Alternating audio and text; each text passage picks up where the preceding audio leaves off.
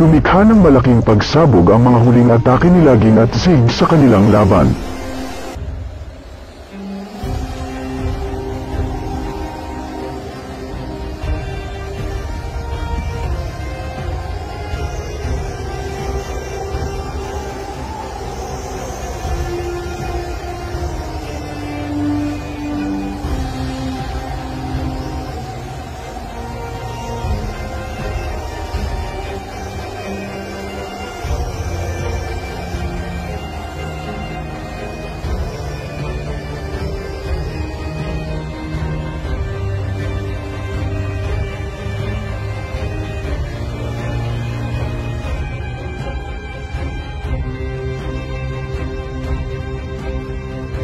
Natapos din ang labanan ni Ging at Zig.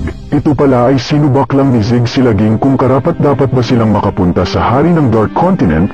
Alam ni Ging na ito ang plano ni Zig, kaya naman nagulat sila Silva nang malaman ito.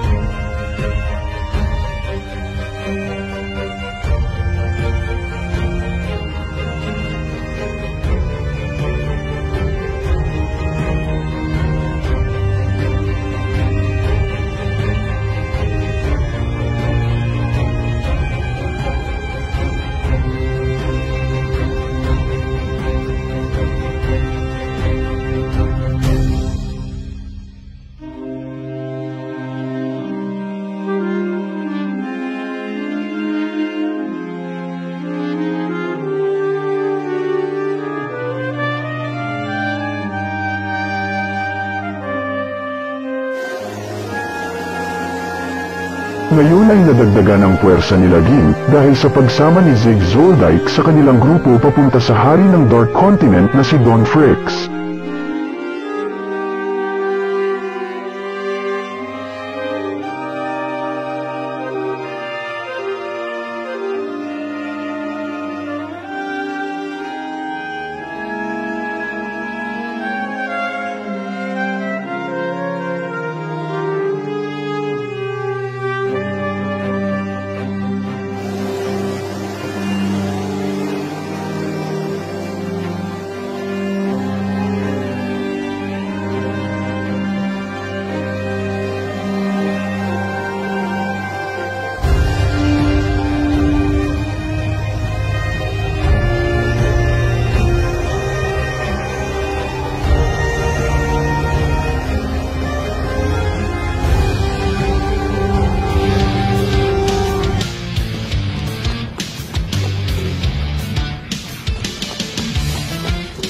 At nagpatuloy na ang grupo ni Ging sa paglalakbay kasama si Zig, papunta kung nasaan naroon ang hari ng madilim na kontinente, halo-halong pag-iisip nila Zeno, Silva, Hisoka, Gon, Kaluwa at kahit kung ano at sino ba talaga si Dunfrix ang hari ng lugar na ito. Kaya naman habang papalapit na sila sa hari ng madilim na kontinente ay mas lalo nilang hinahanda ang kanilang mga sarili, sapagkat batid nila na hindi biro at mas mapanganib na lalo ang kanilang pupuntahan kaysa mga nauna nilang mga napagdaanan. Handa naman si Zig na tulungan ang kanyang mga pamilya at sila Ging para lang makarating sa hari, at mismo siya ay nasa sabik din makita ang alamat na at napakalakas na si Dunfrix.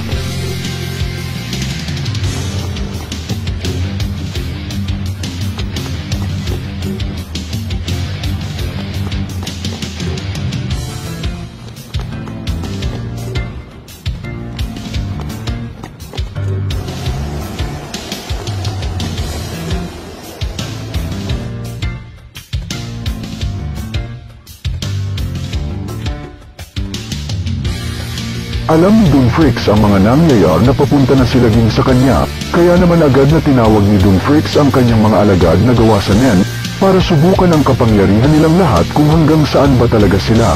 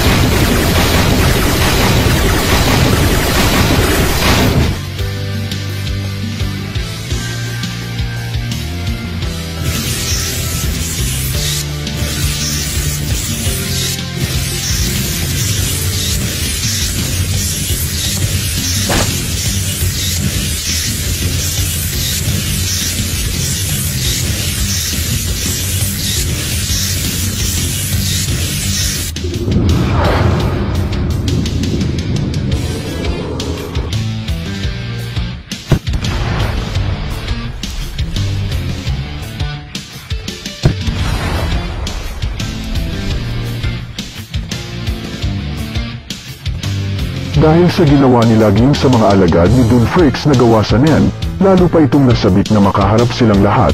Dahil sa mga ipinakita nilang kapangyarihan ay hindi na makapaghintay si Dunfrix ang hari ng madilim na kontinente na labanan sila.